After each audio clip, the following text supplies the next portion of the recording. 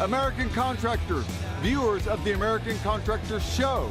I'm here with John Dye at Win the Storm, and I have to tell you, anyone that is associated with American Contractor Show, you are a badass. Big shout out to American Contractor Show. If you don't know, you definitely need to check out the Storm Summit. They're doing it in excellence. Check them out. Hey, what's up? This is your friend, Francisco Serrano. If you haven't checked out American Contractor Show, YouTube channel, Facebook channel, Twitter, Instagram, all the platforms, you need to go them, like them, start learning about your craft. Hey, I'm Matt Danskin with Restoration Referral System. Check out the American Contractor Show. The truck that they've got is awesome. Everything else that they have going on.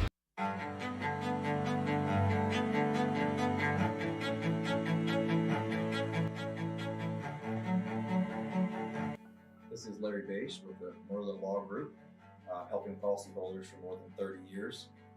If you have a claim or your client has a claim that needs help, please feel free to call the Merlin Law Group because we are the true policyholder advocate.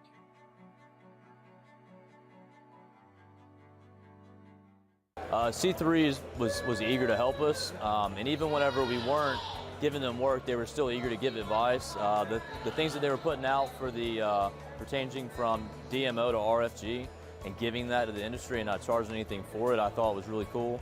And that's stuff that I as a contractor appreciate.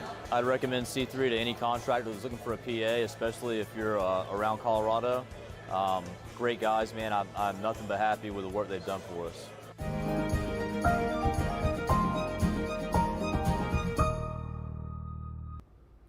And good afternoon, everyone. Happy Wednesday. My name is meteorologist Heather Kane. It's time for our daily hail forecast, sponsored as always by C3 Group, Merlin Law Group, and American Contractor. Thank you guys for sponsoring this video and all of our other videos. So let's get right into our weather headlines. We are counting down the top 10 storms of 2021, and today we are going to be covering the number 8 storm that happened last year. And then we're going to be talking about the events that are coming up within the next few weeks. It's going to be extremely busy for us in terms of those. And then lastly, we're going to be talking about the things that are going on in the weather world, of course.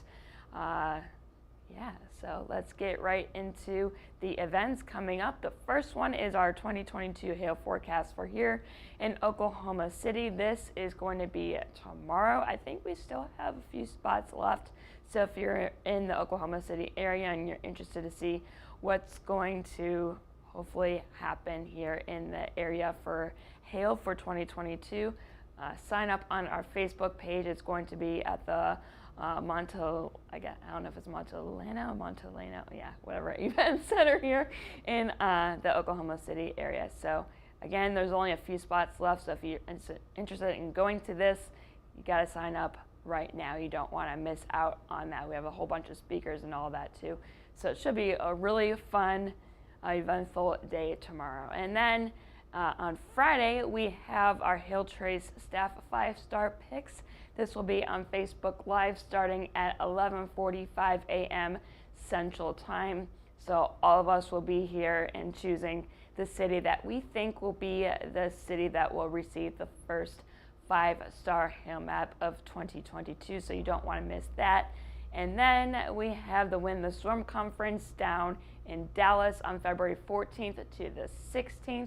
That's going to be at the Kay Bailey Hutchinson Convention Center, so we'll be there as well. So make sure you find us and come say hi. And then lastly, we have our 2022 Highway to Hail events. We do have a few cities lined up for that. We're going to be in Dallas on February 22nd, Denver on the 24th, and then Chicago on March 1st, the March 4th for Nashville, and then closing it out in Orlando. So make sure you go and sign up for those. And stay tuned to our Facebook page for more information. So jumping into our top 8 storm of 2021. Number 8 storm was the Pflugerville Tumble Round Rock storm. Up to tennis ball size hail hit the populated areas. Potentially up to 31,000 structures were impacted throughout this entire storm's lifetime. So not just Round Rock or Pflugerville. This was the entire swath of the storm that potentially totaled 31,000 structures. And one storm basically traveled from Leander all the way down to Round Rock to Pflugerville all the way down to the southeast. And you can see a few pictures here. Pretty nice size hail, lime up to, again, tennis ball size hail throughout this region, and it even went through some awnings. So pretty hard, potentially damaging hail hit that area. So here are current conditions across the lower 48. For the most part, we're pretty quiet. We do have a few areas of some unsettled weather. First, we have, oh, there we go. It didn't really save my first thing. But anyway, we do have some rain going on in the far southern part of Florida, and then a clipper system going on in the northeast. Other than that, there really isn't a whole lot in terms of unsettled weather for now.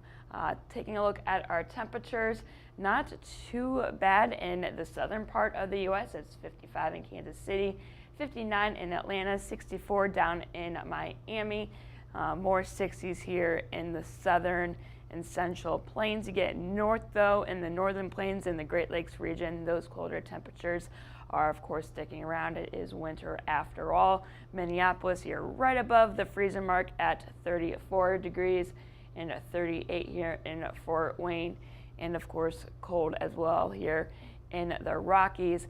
The warm spot, though, is here in Los Angeles. You're sitting at 75, and of course, it's still morning time there, as they're a few hours behind us here in the central United States. Dew points, very dry, not a whole lot of moisture. If you want a little bit of moisture, you have to go down to Miami, where there are a few showers sticking around there. So the dew point down in Miami is at 62. Otherwise, again, it is very dry out there.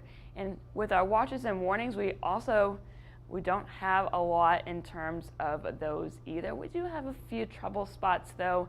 The first is going to be some wind watches, as well as some warnings up to 60, even up to 70-mile-per-hour wind gusts are possible through tomorrow evening. And then we do have a few areas that we'll be watching in terms of snow. This is where I was for grad school, up in the Rapid City areas. Just to the west, though, this is in the Black Hills. Up to 6 inches of snow is possible in those higher elevations. And then this is brand new, just within the last half hour or so. Some winter weather advisories are out for parts of eastern North Dakota and northwestern Minnesota. And then a really interesting thing are some heat advisories out for parts of California. So Los Angeles, you are under heat advisory through tomorrow at 4 p.m. Pacific time, where temperatures will be getting up into the upper 80s to lower 90s as we continue for the next 48 hours or so.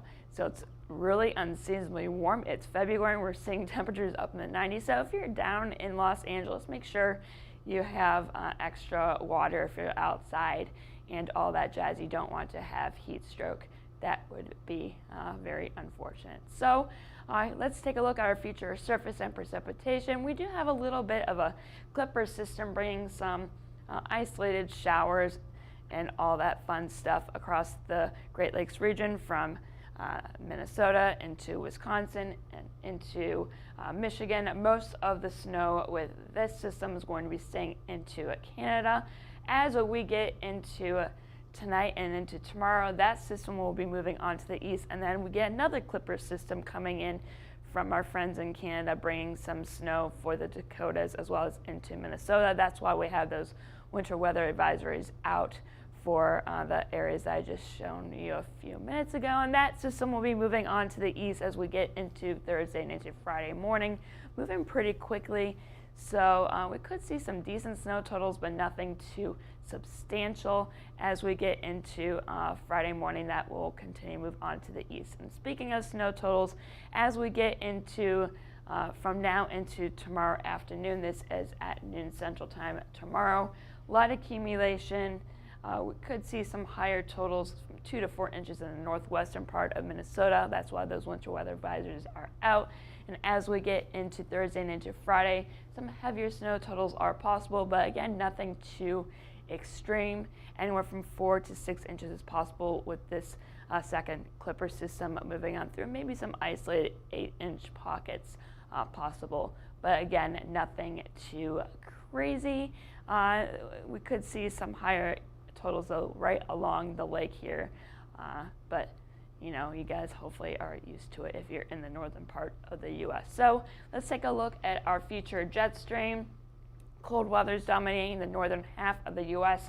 as we have a very large trough in the middle of the U.S. Jet stream is very far to the south, so if you need that warm weather, you have to go to Florida to really see that decent warm weather. And as we get into tomorrow, that trough starts to move off to the east a little bit, and basically the same story as we get into Friday.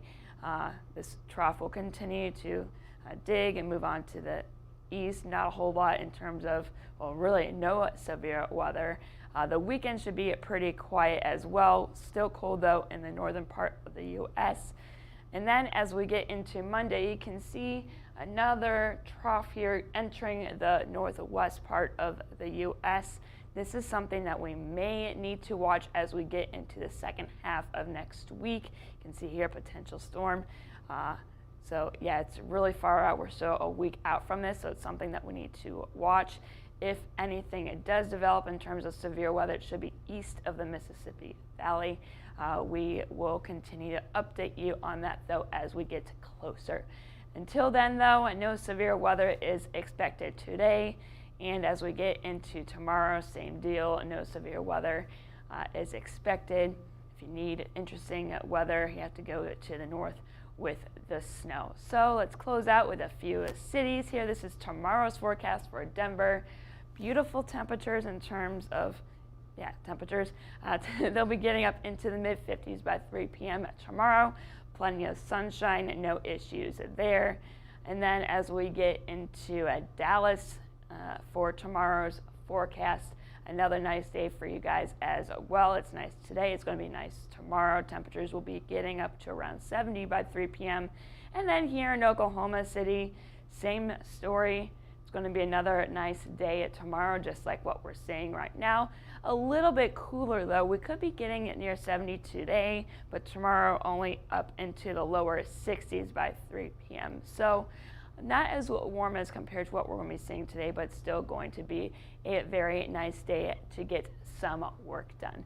So that's all I have for you today. Make sure that you follow us on Twitter, Facebook, Instagram, and YouTube.